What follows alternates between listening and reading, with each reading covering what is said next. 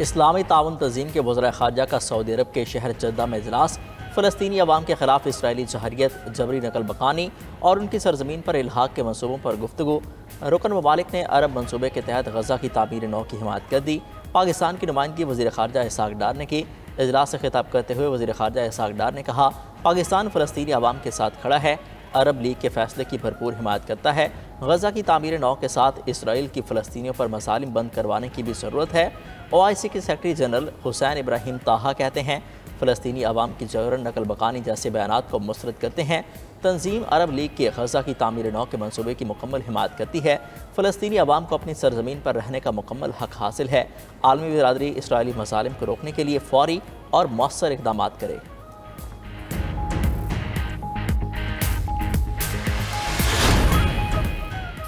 मुल्की मईशत सही समत की तरफ गामजन है। शरह सूद और महंगाई की शरह में खातिर ख्वाह कमी आ चुकी है।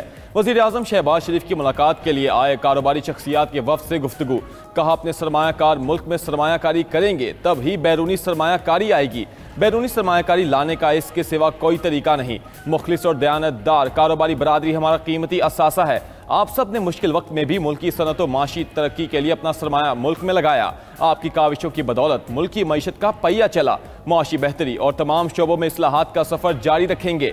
बैरून मुल्क तिजारत व बरामदात के फ़रोग के लिए वाज़े अहदाफ दे चुके हैं। कारोबारी बरादरी ने हुकूमती पॉलिसीज़ पर एतमाद का इजहार किया। दूसरी तरफ वज़ीर आज़म से पाकिस्तान में तैनात चीनी सफ़ीर भी मिले। मुलाकात में सिक्योरिटी और इंसदाद दहशत गर्दी ताउन पर तबादला ख्याल किया गया। शहबाज शरीफ ने कहा, पाकिस्तान और चीन स्ट्रेटेजिक कोऑपरेटिव पार्टनरशिप मज़ीद मजबूत करने के लिए पुरअज़्म है।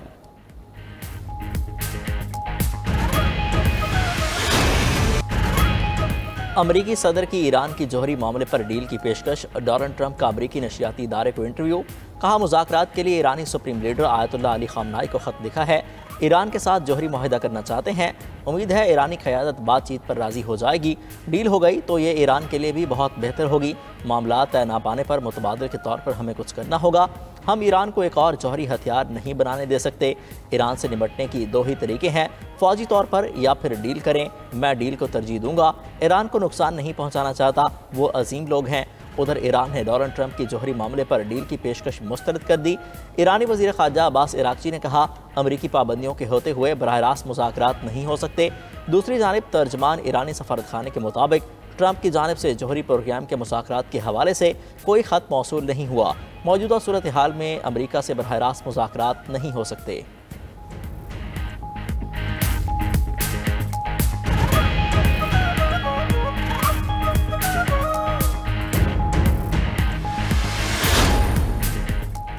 सऊदी अरब अमेरिका में $1 खरब की बड़ी सरमायाकारी करेगा। मुआहिदा अगले माह सदर ट्रंप के दौरे के दौरान तय पाएगा। सदर ट्रंप ने दौरा सऊदी अरब के दौरान बिजनेस डील की तस्दीक कर दी। व्हाइट हाउस में सहाफ़ियों से गुफ्तगू में सदर ट्रंप का कहना था, सऊदी अरब अमेरिकी कंपनियों में $1 ट्रिलियन की सरमायाकारी करने पर राजी हो गया है। वो मुमकिन तौर पर 1.5 माह में सऊदी अरब जाएंगे। सऊदी अरब के साथ अच्छे ताल्लुकात हैं। सऊदी अरब फौजी साजो सामान समेत दीगर चीज़ों की खरीदारी के लिए अमेरिकी कंपनियों को बहुत ज़्यादा रकम अदा करने जा रहा है।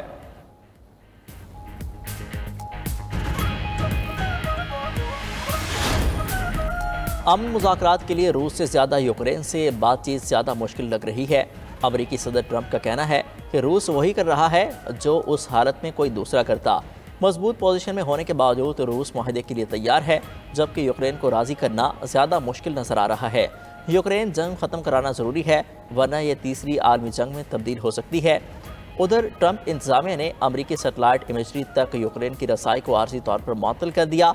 ये फैसला ट्रंप इंतज़ामिया की जानिब से यूक्रेन के साथ किसी भी इंटेलिजेंस शेयरिंग को रोकने के बाद सामने आया है।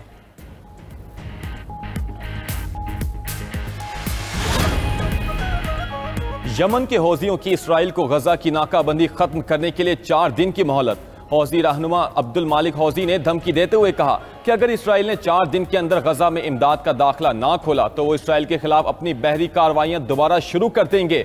उधर हमास का वफ्द जंग बंदी मुज़ाकरात के लिए कायरा पहुंच गया। मिस्री हुकाम के मुताबिक इसराइल हमास जंग बंदी मुआहदे के दूसरे मरहले पर मुज़ाकरात होंगे।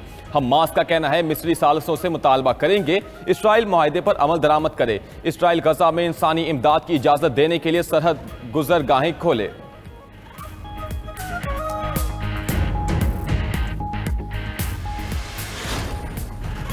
भारतीय एयरफोर्स के एक दिन में 2 तैयारे गिरकर तबाह।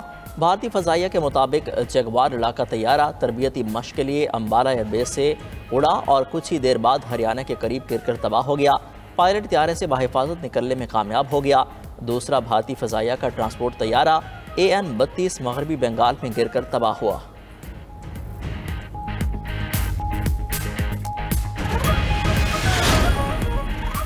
गैर कानूनी मुकीम अफराद को 31 मार्च तक पाकिस्तान छोड़ने का हुक्म। अफगान सिटीजन कार्ड होल्डर्स को भी वापसी का हुक्मनामा जारी। वजारत दाखिला का कहना है कि 1 अप्रैल से गैर कानूनी मुकीम अफराद की मुल्क बदली का अमल शुरू कर दिया जाएगा। गैर कानूनी तौर पर मुकीम तमाम गैर मुल्की 31 मार्च से पहले रजाकाराना तौर पर वापस चले जाएं। वतन वापसी के अमल के दौरान गैर मुल्कियों से बेहतर सलूक किया जाएगा। वापस जाने वाले अफराद के लिए खुराक और सेहत सहूलियात के इंतजाम किए गए हैं।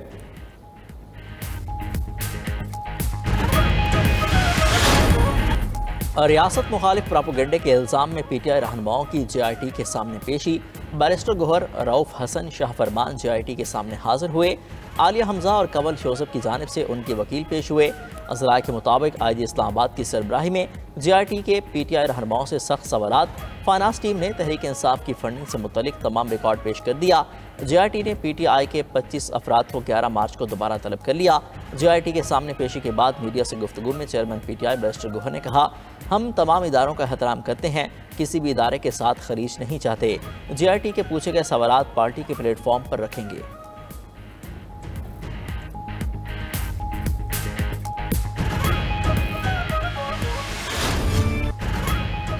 PTI कारकुन तनकीद बंद करें वरना लंका ढा दूंगा। तहरीक इंसाफ में मेरे खिलाफ सियासत हुई। बानी PTI के कान भरे जाते हैं। पार्टी में मौजूद शरपसंद और फितना परवर लोग बानी PTI से भी ताकतवर हैं। शेरुल मरवत की 92 न्यू पॉडकास्ट में बेबाक गुफ्तगू। कहा, तहरीक इंसाफ में उसको निकाला, इसको गिराया, यही चल रहा है। पार्टी में ग़ीबत, खानाफूसी, खुसर फुसर और साजिशें हैं। रईसुल खबाइस के हवाले से ज़बान कभी बंद नहीं करूँगा। कुछ लोग बानी चेयरमैन के नाम पार्टी के करता धरता बने हुए हैं। मेरे पास मुल्क छोड़ने के अलावा कोई चारा नहीं। बर्दाश्त ख़त्म हुई तो ऐलान जंग करूँगा। पॉडकास्ट देखिए आज रात 8:30 बजे 92 न्यूज़ के YouTube चैनल पर। मलका उर्दुन का उक़बा की ख़वातीन रहनुमाओं के लिए शानदार अफ्तार डिनर। मलका रानिया ने ख़वातीन रहनुमाओं की खिदमात को सराहते हुए अफ्तारी का एहतमाम किया। मलका रानिया का कहना है कि उन्हें ख़वातीन के साथ अफ्तार करके बहुत खुशी हुई।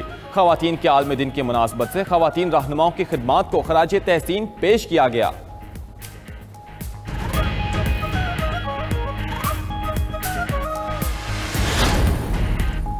यूरोपीय ममालिक और रूस से खतरात लाहक। पोलैंड का तमाम मर्दों के लिए फ़ौजी तरबियत के मनसूबे का ऐलान।